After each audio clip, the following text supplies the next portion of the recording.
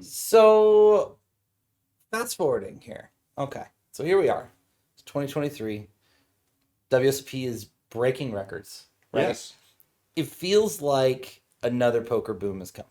I think so too. I think we're kind of on the brink. And hopefully, with another poker boom, we get a lot of fresh young blood. We get some more casual players, people coming in who are becoming fans of the game, learning to play the game.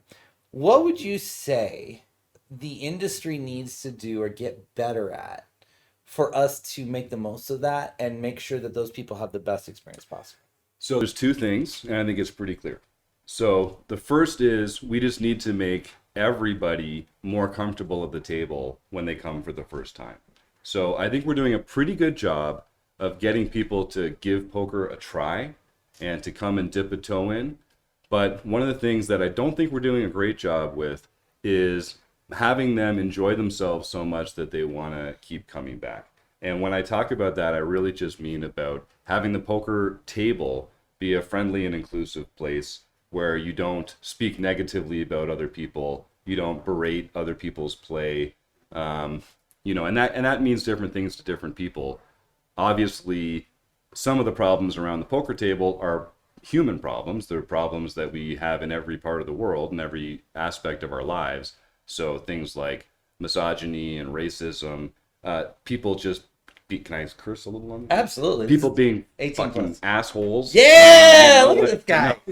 Coming out of his shell. I say this when I do talk about this. I say, like, we need to do a better job of ostracizing assholes. Okay, Yeah. that's something that the poker world needs to do a better job of. And I think sometimes the people that come and play and bring a lot of money into the games, they're dicks, and we like allow them to play because they come and they donate, or they come and they bring some sort of cachet to the game. They make it easier to get other people in.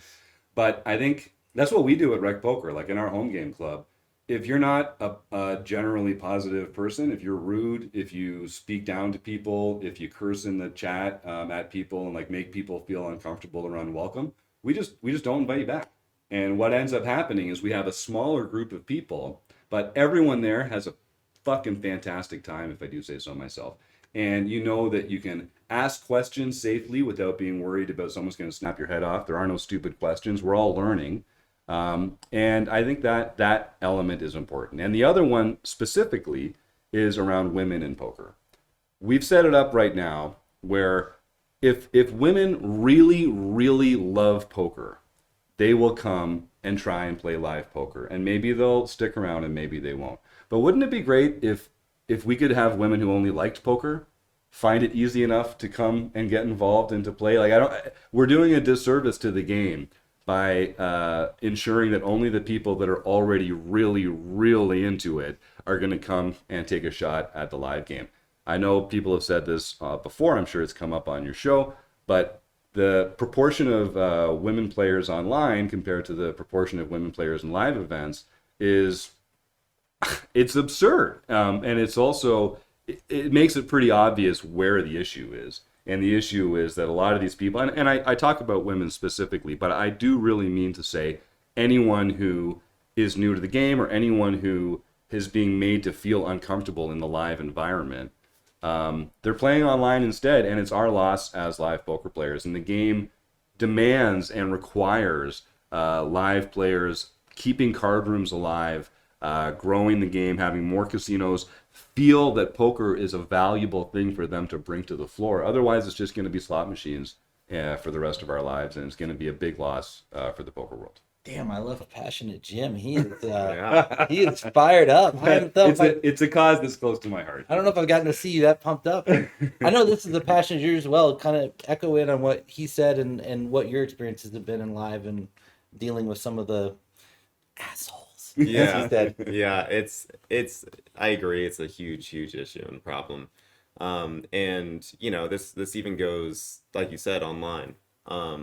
It's insane how many streams you can even tune in on, and you have the streamer berating people, calling them a fish, all this stuff, and then I feel like that's kind of magnified a little bit live because you're face to face, and there's somebody who is just berating somebody, and it completely turns off an entire what could have been a positive experience, and they'll never come back and touch the game ever again.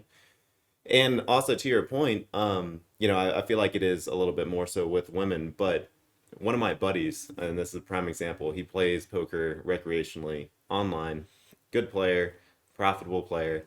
And I remember he came to Vegas for the first time like 2 years ago, and he even himself was too intimidated to sit down at the table and play. And I was like, just go do it, it'll be fine, do it. And he actually never did. Mm. But it's just one of those things that I think that it needs to be, I don't know how, but making it engaging and more approachable to all players, I think is a huge aspect of what can grow this game. And curating the game, I think, is part of that too. Like, just apropos of this exact thing, like we're having a Rec.Poker meetup game here next week, and the whole thing is a lot of them are members. They're tournament players, they're online players. They haven't taken that plunge, so we're gonna have a few tables where it's only going to be nice, friendly people, and you can come and sort of dip a toe in and not worry about that kind of thing. And it's hard to do that on a large scale, which is where I get back to the ostracizing assholes thing. If all we can do is just raise the floor on who's going to be at the table with you, I think that would make a big difference, because it's usually just one or two bad apples that ruin the game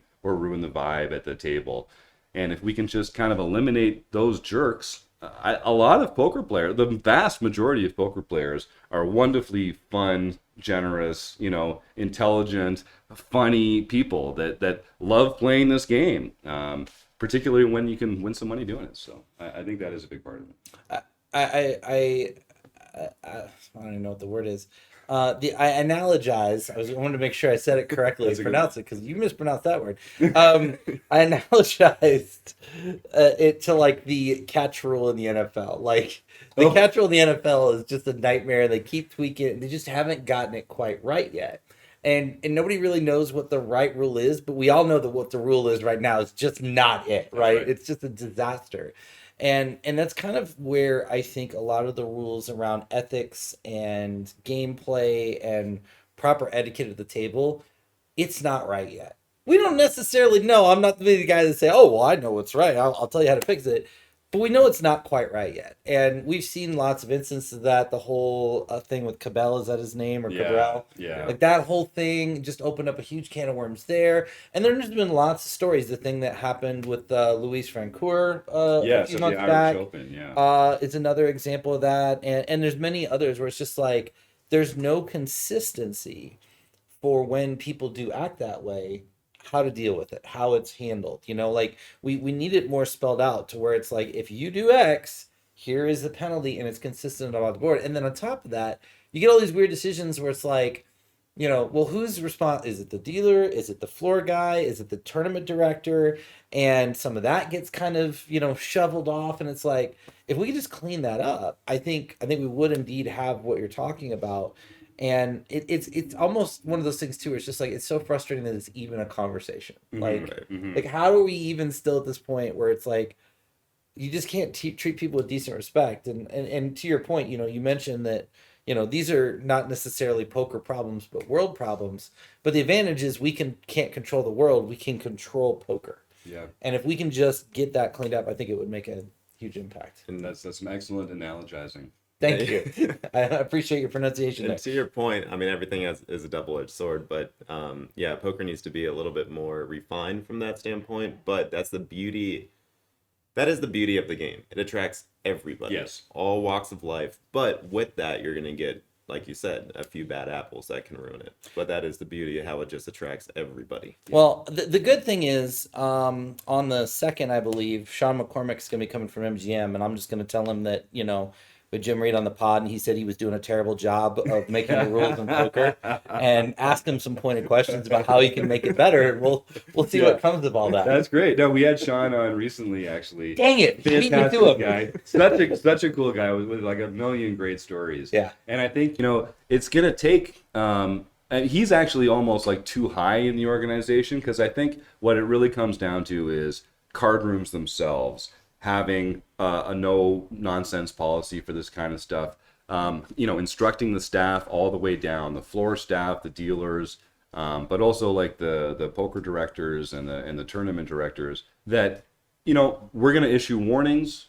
It doesn't have to be something that comes out of like the TDA. Individual poker rooms can ban players. They can suspend players. They can give them, a 48-hour period where they're not allowed back on the property. And ultimately, I think if it works, the way it's going to work is individual poker rooms taking a more, rec-friendly approach to the poker floor and making those decisions on a case-by-case basis. And I'm sure when I say it comes from the top down, like if that was something that it would be hard for like Sean, for instance, to bring that to all the MGM properties. But I know he's in your corner when it comes to this kind of stuff. Yeah. And I think it'll be hard for like larger organizations to mandate these kind of changes. But I think individual poker rooms do have a chance to sort of set the culture for their room and decide what is the line for a warning, what is the line for a boot, and what's acceptable and what's not.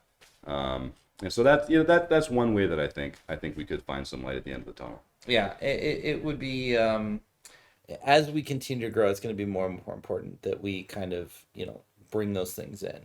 So as this potential boom comes, how do we build community and inclusiveness outside of the actual tournaments? What do we do to make this game make people feel like they're part of the game and make people feel like they're part of the poker community? It's a great question. When I got involved with Rec.Poker, one of the things that really stood out to me was that it's not like any other sort. And I don't mean. Yes, Rec.Poker is fantastic, and everyone should go check it out. But that's not really what I'm saying. What I'm saying is use promo code PokerPasser. You're going to get 15% off your first month, and you're going to get a personal meetup with Jim. But I think something that makes it special, it's not like coming down here for like an insurance convention where what everyone has in common is their work in the insurance industry. Right. When you get together around the poker table, everyone's got these other things in their lives that they've been successful at, or that, that is their calling. But what they have in common is their love for poker. And so I think you're already creating these bonds and connections. You already have this in common with a lot of the people in the poker world. So with Rec.Poker, what I thought was what really surprised me and I was so impressed with was, like I say, there's this amazing camaraderie that already exists. So all you need to do is create places that are not at the poker table for these people to continue to exchange ideas and to keep talking to each other, to talk about poker together. So like whether it's Discord or forums or the podcast or the YouTube channel or something like that, giving people access to each other, I think you're going to end up, like I've made some of my best friends, honestly, some of my best friends in the world, I've met through Rec.Poker over the last few years. Yeah. And what we had in common to start was poker. But the more we started talking about poker, the more we would talk about other things in our lives. We'd find other things that we had in common. We'd find other things that we would become friends over, whether it's, similarly poor taste in football teams, or arguing about geopolitical events, the history of North America. Like, it's amazing. But coming from that common ground, you're sort of primed already to have a positive experience with each other. And so I really think it's just getting people to engage with each other off the felt, whatever that looks like for you, whether it's 100K Studios, Rec.Poker, 2+2, whether it's just in the comments on people's YouTube videos, whatever it is that works for you to go out and meet with other people that love the game of poker.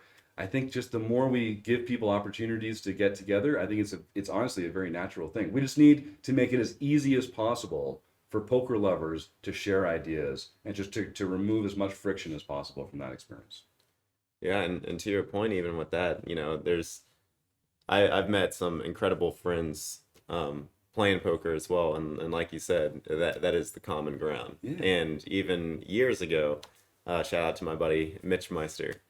He and I have become very, very close friends. When I say that, he's very close to me, and all that just started from us talking, studying together, and then delving deeper into each other's lives. And yeah, he's become a very good friend of mine. That's awesome. I believe it. And like we have our leadership group at Rec.Poker is called the Wrecking Crew, and a lot of the members of the Wrecking Crew, I mean, we spend hours every week together on Zoom or on YouTube, engaging with each other, meeting, talking about poker, planning what the future of Rec Poker is going to look like. And I spend more time with a lot of the wrecking crew members than I do with like some of my best friends that I went to high school with. And we have like a legitimate friend relationship. Like when I get to go to Minnesota to play with them at the Running Aces Hotel, Racetrack, and Casino, longtime sponsor of the Rec.Poker podcast. It's great to like meet these people in real life and to even like strengthen that bond. Coming down here, summer camp, like you say, meeting some of these people for the first time, but like I feel like I know everything about them, and it's just like all that's missing is the hug. So it's just the best damn thing that's ever happened to me, and I'm just so grateful to be a part of this whole experience. Yeah. So you guys can't cuss on the podcast? My rule is my God, like Jim, you're the whole nothing against your podcast or anything you do on there, but you throw a little bit of that swear. You just go to another notch. It's like it's like when I don't know. It's like you're in the zone. Like you go from good Jordan to like playoff Jordan. So you might need to move it to like. Rec.Poker after dark, right. like something like that, a little darker theme, so you can just come into playoff Jim and hit it. I like the way you put it. My rule is if once the guests curse, then I can curse. Dude, but literally the next time you have me on the pod, I'm gonna go, son of a bitch, right at the start, and then I'm just gonna sit and be quiet and let you talk the rest of the podcast. Playoff mode. Playoff mode. Yeah, just do it at the very first thing that I you love possibly it. say. I love it. No, I like that you're passionate about it because, again, it's something we're obviously passionate about, and as we've talked about off camera many times, there's just not enough passion around that. I think there's a lot of people that resonate with it, but there's not a lot of people speaking out about it. Yeah. And there's reasons for that, and that's going to bring me to my next topic. And this is occasionally with this show because of all the work that's gone into it. I get a little selfish, and I'm like, I'm going to bring up what I want to bring up. Yeah, damn right. Man. No, you should. I love this guy. You got to. Come on, you're putting in all the work. Get them out of it. I want to bring up a conversation that happened on Twitter about, I want to say it was like 5 or 6 weeks ago. And it revolved around, I don't even remember what the original trigger was. It started with the whole Nick Airball and Berkey like pushing each other at the Bellagio, which I'm like, can you guys hire somebody better than WWF writers to do your your thing, right? Like it was just the most cringe thing ever. It looked so fake. And I was like, hey man, I'm pissed at you. Yeah. Like, come on. Like it was embarrassing. And I don't know if it was that or something that happened shortly after that, but Poker Go had put some stuff out and Brett Hank, or what's his name? Buffalo. Oh, Buffalo Hank. Yeah, he was putting some stuff out with the goal of being polarizing. Okay. We'll use that word, right? Yep. And that is a effective tactic in content. Yep. To put out polarizing content, the reason that works so well is because what happens is you get reactions from everybody. So you get max interaction with your content because people either love it or hate it. Whereas if you put something out that's like, cute puppy. Right. People that really like puppies are going to be like, hey, that's awesome. Cat lovers are like, whatever. And they just go away. So I get it, right? But it's one of these things where it feels like a lot of the content at the top is kind of really gravitating towards this dark, negative, toxic. I think about the Ryan DePaulo video that came out where he's calling, there are some words I won't say in here. He's calling poker players the P word because they're wearing masks, right? Right. It feels like a lot of it gets out. It's just it's the go-to because they just know if you put that out, it's going to get a bunch of views. So stuff like that gets out. And so a debate ensued. And I think Faraz had posted something, and I don't remember the original tweet, but I chimed in on it. And what I chimed in on was I was like, well, here's the problem. I said, oh, you know what? It was around the live stream when Doug and... At the Hustler? Yeah, remember Doug was playing with Berkey and then he got sucked out on and they were laughing at him and there was a debate about that. Now it's coming back to me. And I just brought up the point. I'm like, yeah, okay, I get it. You guys think it's funny. Here's the thing. When everybody goes out to the World Series and they see this behavior and they start modeling it because it's okay, and now you got people making fun of other people and laughing in their face when they get sucked out on, it's going to make for a miserable experience. And there were people that came in and were like 1,000% agree with what I said. And there were people who came in that were like, "You're being way too dramatic. You're just blowing this out of proportion. You're virtue signaling, blah blah blah." So I'm curious because I'll learn. If I'm wrong, I'm wrong. If I'm being too dramatic, I'm curious what your thoughts are on content in 2023 in poker and situations like that, and whether that's healthy or unhealthy for bringing people into the game. So I think the most important caveat to throw on that is that certain groups of players enjoy kind of giving each other the gears, ribbing each other, making fun of each other. And like for me, like my high school friends, for instance, that I'm still friends with, I got a great group there. I'm really lucky to still be in touch with all of them. We're pretty like savage to each other, and it's how we kind of express love for each other. Honestly, it's a way of expressing our affection. But if we did that in a public game or something, or two other people, it would be completely inappropriate and not at all a kind of example of how we'd like other people to play or to behave. And just as a quick aside, I had this experience just the other day where I was playing cash, and all this year, whenever I'm playing live cash, I try and sneak in a couple 10-2s. And if I get it to showdown, or if I pull off the bluff, I always say for Doyle and throw it down on the table.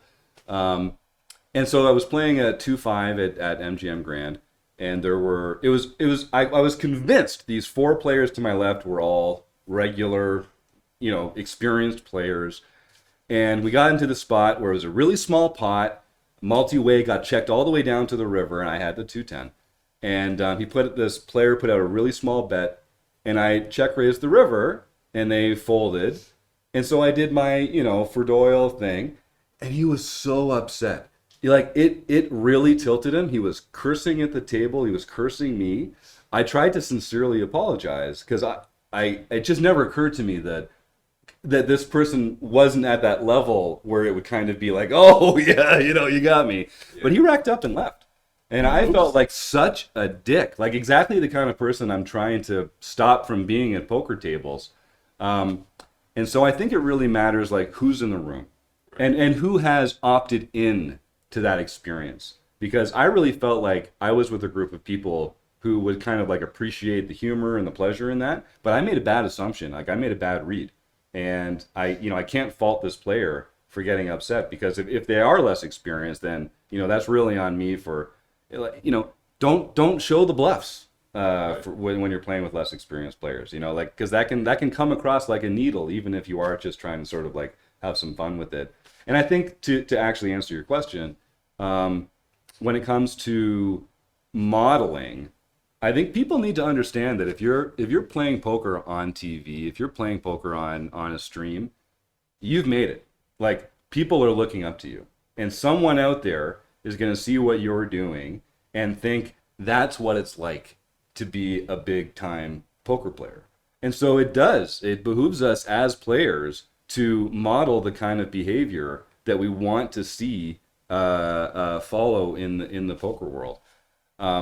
So from that point of view, I do think it's just sort of like, know the room that you're in. Are you actually a role model? And if you are, you need to be even more conscientious about the play that you are portraying, even if that means that you need to kind of have a little less fun with the people there, because not everyone's going to know that that's the level that you're playing on. So I think that's important. And then just from you're fighting a losing fight. Polarization in content is not going to go anywhere, because what gets clicks gets revenue, and what gets revenue creates brands. And if you want to make it as a media organization, you need clicks, you need revenue, and it's the easy way. I agree with you. I don't think it's the best way, but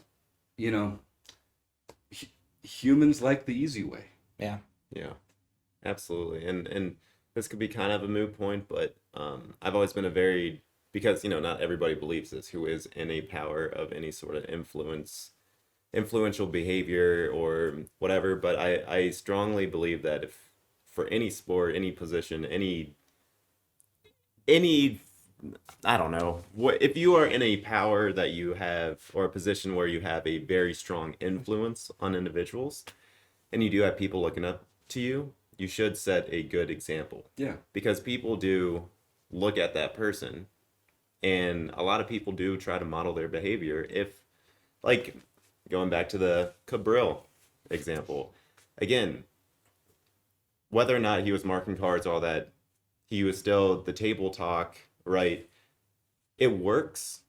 It worked for him. He got in people's heads and people got tilted because of it. But is that sort of a behavior you want to model at your own table? Yeah. And so I think that just if you do have any influence, you should be a pretty strong role model. Yeah. I just think if we had floor people walking around with yellow flags in their back pocket, and when one of those people did that, they whipped it out and threw it at him and Yeah. said taunting, you Yeah. know, and we had like Yeah. you know, 15-minute penalty, go sit your ass out on the side. That would feel much better. But in reality, it's a difficult and nuanced topic because to be fair, and I agree with you, and I'm probably even more strong than you. I think that a lot of the polarizing content is like, it's like cashing out your equity. It's like, you know, nice. like, oh, I have two pair, but I'm scared that a four liner is going to come, so I'm just going to shove and end the hand now. It costs you money in the long run, and I really do believe that those companies that really engage in that aggressively, they're going to regret it someday, because it's gonna cannibalize their upside, and that there's people that will be turned off by it that will never come back. But on the other side, to be fair, we also have this form of video content in poker where we put on a WSOP event or whatever, and literally you're just watching these hands take 25 minutes to take place. Yeah. And you can only give so much commentary about, you know, the check flop situation where they're tanking for 8 minutes trying to decide what to do in a 7 big blind pot, and it's boring as hell. So I have to be fair and understand that yes, there's some really boring poker out there, and people are trying to fix it by incorporating some drama, incorporating some off the table story arcs, by fabricating these beefs with each other, by bringing in these characters that bring energy and toxicity. And so they're trying to fix another problem we have. I just don't know that it's the best way to do it. But again, you know, I'm not the guy here saying I've got the answer. Right. It feels counterproductive, and I do think that it does kind of set a bad example. But at the same time, you know, we've had the Will Kassoufs, and we've had those guys come in, and they usually kind of flame out over time. Mm-hmm. Mm-hmm. So, well, and I think part of the problem is just strictly live televised poker is boring as hell. Like, you just have one table in real time, live televised poker. That's boring. And like, you and I have done commentary, even with cards up. Like, if cards up, at least you can talk a little bit about ranges or blockers or that sort of thing. But I think poker is best shown with a lot of post-production. Yeah. Editing out a lot of the dead time, a lot of the tanking, you know, and leave some of it in for effect. But it's like golf. If you watch live golf, and if you just followed one player around the course for 18 holes, you would put a bullet in your brain, because there's only like 30 minutes of actually exciting action in a 4-hour broadcast. Yeah. So I think part of what we need to do better is just like show poker to other people, outsiders even, in a more enticing way, without having to be it can be exciting without being polarized. Yeah. Like, you can get at the great inherent excitement of poker and of the game of poker, without getting into anything that's not happening on the tables. Mm-hmm. You're not going here, but I think honestly, this is kind of this is why I think limiting a lot of the broadcast stuff to Poker Go, which is behind a subscription model. I understand why they're doing it, but I do think the problem is, in order for people to decide that they want to watch poker, they have to already know about poker. They have to already be at the point where they're going to pay a subscription to do it. And, you know, when it was on ESPN or on a more like mainstream cable network or something like that, at least people that weren't already into poker could dip a toe in, see it, get excited. And I think there's enough excitement in the game of poker itself, if the announcers are doing their job well, and most of them are, and if the production values adequate. It doesn't have to be spectacular.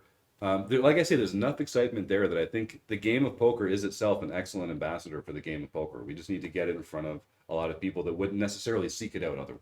And that's what's frustrating to me. It's like I can turn on the TV these days and I can see the cornhole championship Right. from 6 different places on the cornhole tour. Yeah. And then some weird game where there's like a trampoline in a sand pit and they're like bouncing a ball off of it. Spike ball. I've And played now that. there's some That's new fun. game That's in not like fun. Australia where women play basketball, but there's no backboard and they can't dribble. And they're just like chucking the ball around. I even saw a game in like the I don't know if it was like the Paralympics or something, but like they're blindfolded trying to throw a ball into a net and like they have to like listen to where the ball is. We have all these things and we can't get coverage of the circuit Yeah. or Right. the Run Good series. Yes. Or like, why can we not get out there? And I think some of it is because we can't attract corporate sponsors because we look like idiots. We aren't very good at business because we are idiots, and we keep bringing out this negative polarizing content. And you can be polarizing without being offensive. We just did it at the start of this podcast. We started talking about football teams, Yeah, right? you're right, We're right. bringing up polarizing topics,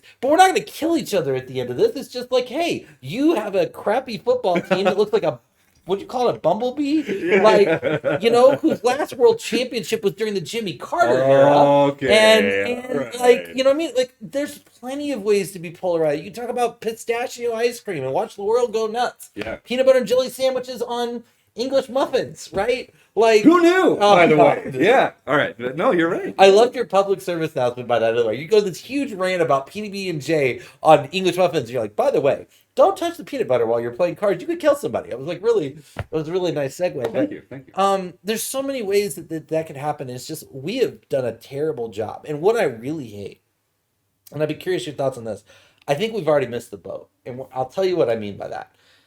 There was a point in time where legalization started trickling across the United States. And you don't care about this because you're in Canada, so you got everything.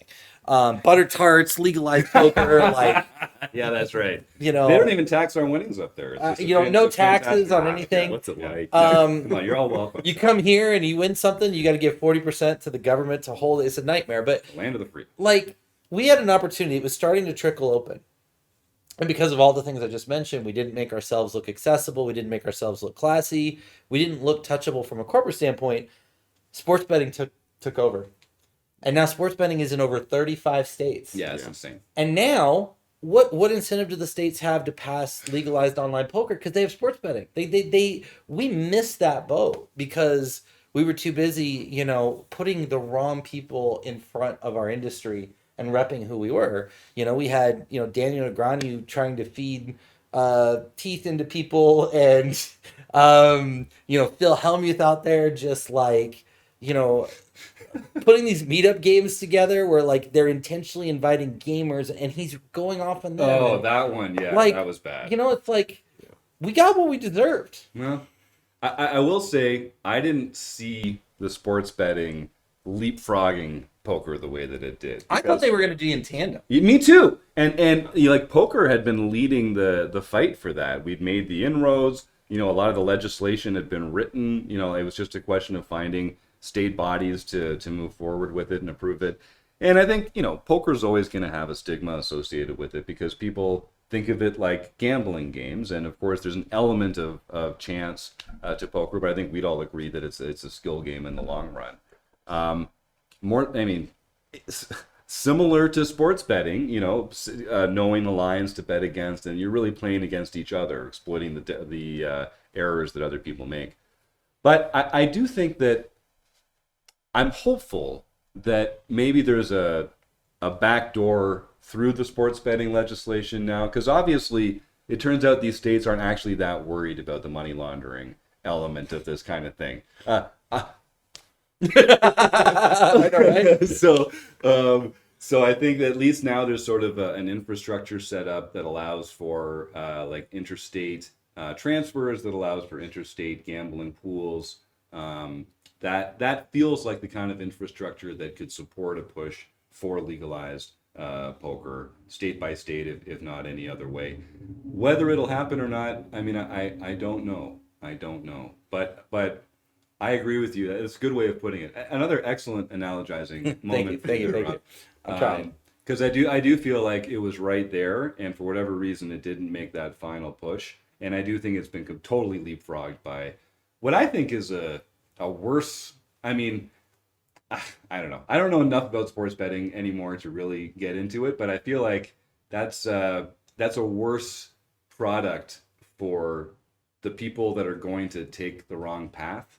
Of course. Having sports betting out there and available on your phone everywhere, I feel like that's going to be worse for those people than the ability to come and learn a skill game and play a skill game against other people. Well, So, I mean, with the people we put up front, it's not surprising that people look at poker and go, "Well, look at that guy. He's winning. It can't be that much of a skill game." Right, Like the no. way they act, sound, and act, it's Yeah. like we kind of made ourselves look like a degenerate game. So again, humans, I know. yeah, it's Right.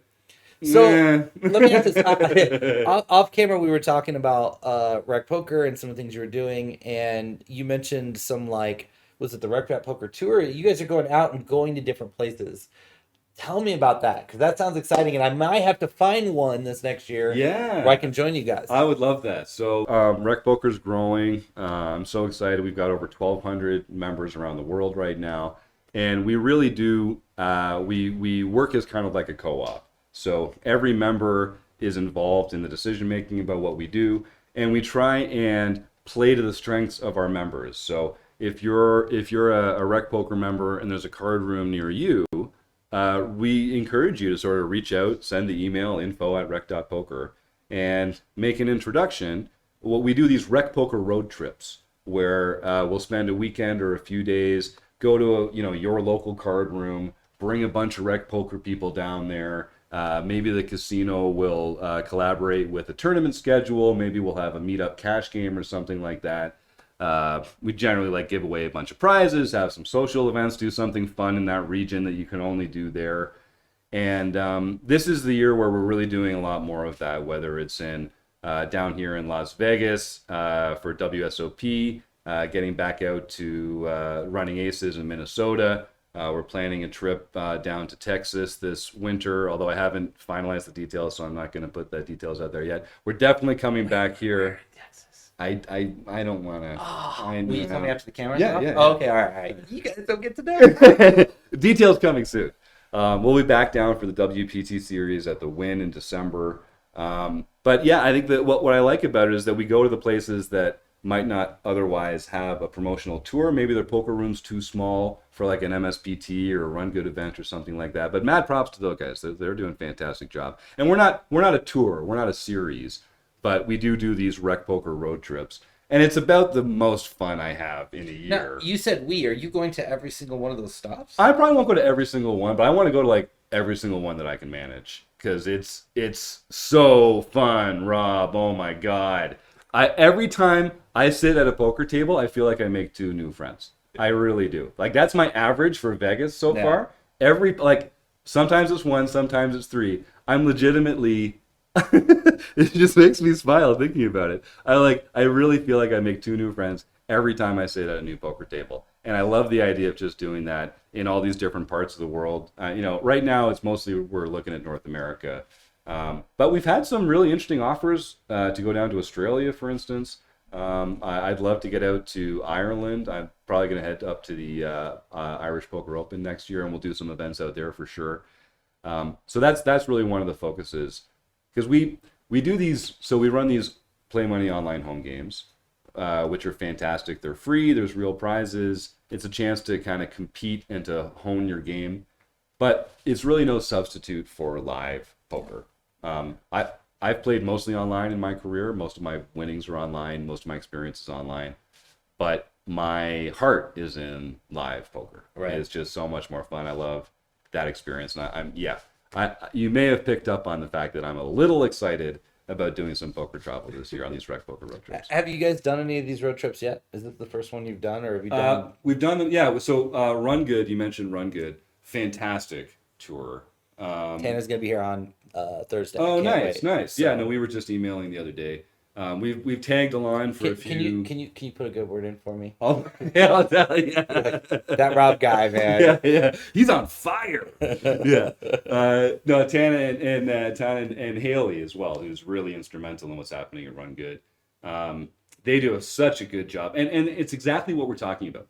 Fun poker, fun structures, fun prizes, fun events, and really just like we talked about before, it starts at the top. Those two love poker, and they love recreational poker players, and they love the fun of poker, and it flows all the way down, and you see it at those events. So one of the things that we love is doing just like tagging along on a Run Good event series, on an MSPT series, on things like that, and we've actually got, I think we've done about 8 or 9 of them since COVID. Okay. And I'm just excited to be doing a lot more of them, and yeah, I really can't wait. Yeah. I'm going to be rolling out the red carpet on Thursday. I can tell you that, because I agree with you. I think that they are aligned with a lot of what we're aligned with, and so I both want to help and support them in any way I can, and then also, like you said, be a part of what they're doing. I wish it's going to be interesting because they have their Super Bowl right after the World Series. And had I like hit some massive like 6-figure score, I was just going to mosey on over there for a couple weeks, which, that 100K score hasn't happened. But we still got time out here. You have the house until the 5th. Yes. It's never too late until you're in the car's back, and you're on your way back. There you go. That's right. But it's kind of interesting because I would like to be a part of it. It's like, man, coming out here for 4 or 5 weeks and then going to that for another 3. No. Yeah. No. So No. I'm gonna have to make some tough decisions on that next year. But no, that sounds really, really cool. And I mean, we'll talk off camera. You'll have to give me the dates for some of those. And my fall is going to be a little crazy because my son's senior year cross country is happening. So I'm going to be at Saturday races. I have a feeling I'm going to be doing some go to a series on Sunday through Friday, drive home, watch a Saturday cross country meet and whatnot. But I'm sure if you guys are going to run 9 of them or 8 of them or however many, we'll get some of our peeps to one of them. That's gonna be great, man. Yeah, for sure. I can't wait. So for those, I mean, I think everybody here knows about Rec.Poker, but go ahead and get people sold on what they can get and how they can get a personal Zoom call with you. Because when you get signed up at Rec.Poker, you get Jim. Now it's on the flesh because it's only 1080p, but and I doubt he'll cuss on that one because he doesn't know the crowd that's in there. No, that's right. It's pretty. But if you're nice to him and you like kiss up to him enough during that meeting, he might set up a one-on-one, and then you can get Jim. Playoff Jim is there. Well, thanks for the setup, Rob. Yeah. So, Rec.Poker it's a free community. Like I say, there's about 1,200 of us all around the world. We've got a podcast. The Rec.Poker podcast is actually coming up on episode 500 this summer. It was originally started by an amazing guy from Minnesota named Steve Fredlin. And there wouldn't be a Rec.Poker without Steve. He's since moved on. He's writing a book. He's a motivational speaker. He's really into disc golf right now. But me and a few of the other Wrecking Crew members have kind of stepped into the void, and we're trying to fill those really big shoes. And what we've done is we've created this sort of multifaceted community for poker lovers. So, like I say, the podcast, Discord, we've got the training website with forums. All that stuff is free. The YouTube channel's free. The Home Game Club is probably the crown jewel, run by an amazing guy named John Somsky. We run 11 free play money home games every week with real prizes for some of them. It's the toughest play money tournament series in the world because people are actually trying their best. We give away, I should have brought some pins to show off. We got the Rec.Poker pins that we give away for those. And then the premium membership, it only costs $15 a month. And if you use code Rec.Poker, you can get your first month for only $5. We do 5 to 8 interactive training sessions every week over Zoom or YouTube or Twitch, where you can meet with Wrecking Crew members and other premium members, whether it's book studies, Poker Tracker 4 reviews, hand histories. Taylor Moss does a fantastic Twitch stream, which you're very familiar with as well, of course, where you can really get inside his head.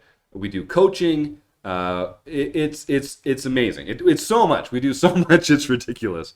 And Yeah, every new premium member I meet with one-on-one over Zoom just to walk them around the site, make sure that they know how to get the most out of the membership and the community there. I'm very accessible to Rec.Poker members, but so are the rest of the Wrecking crew. And there's too many to list right now. But if you're interested, head on over to rec.poker/crew, and you can see some amazing names of the Wrecking crew members: Darrow Carney, Gareth James, and then some of us regular humans, Kevin Mathers, just people that really love poker and want to make the poker world a better place. So come join us for free, give us a try, and maybe I'll see you in the forums or on Discord, or maybe on one of our road trips. That was an amazing pitch for your first time. I mean, rolled off the tongue. Thanks, Rob. It just hit me. It just came to me. What can I say? Yeah. All right. Well, listen, thank you so much for coming on. We're going to do this again. Obviously, you and I are going to be back and forth and hopping across each other's channels for a long time. Yeah, I hope so. And, sir, thank you for your debut today. I was going to call you Pineapple, you. sir. Oh, my God. Which, there's a video. You should just tell the story real quick. I mean, why not? We're here. Long story short, I had no idea what the symbolic meaning of the pineapple was. Oh. Up until Did my you know? Twitch I don't know. chat. I don't think I do. Oh, it means that you are a swinger. And so, Oh. anyway, my Twitch chat told me about this and everything probably, I don't know, 8 months ago, and it's been brought up multiple times. I walk inside the house here, right? And there's a pineapple on my bed as soon as I open up the door. So There you go. We just wanted to be hospitable. So and there's video of it in our Discord. So if you want to see the video, you can. But thank you everybody again for being here. 50-50 on if I'll end up on stream again today. I got another billion meetings to have. So how all that ebbs and flows, we'll see. But we'll be back tomorrow. And last but not least, everybody wish Sir a happy birthday today. That's it. Happy birthday. We I'm so appreciate excited you. for you. I'm so glad I could be here for the day. It's amazing. Tomorrow, Poker Face Ash, 1 p.m. Eastern, 10 a.m. Central. We'll see you then. Thanks, guys. Thanks, everybody.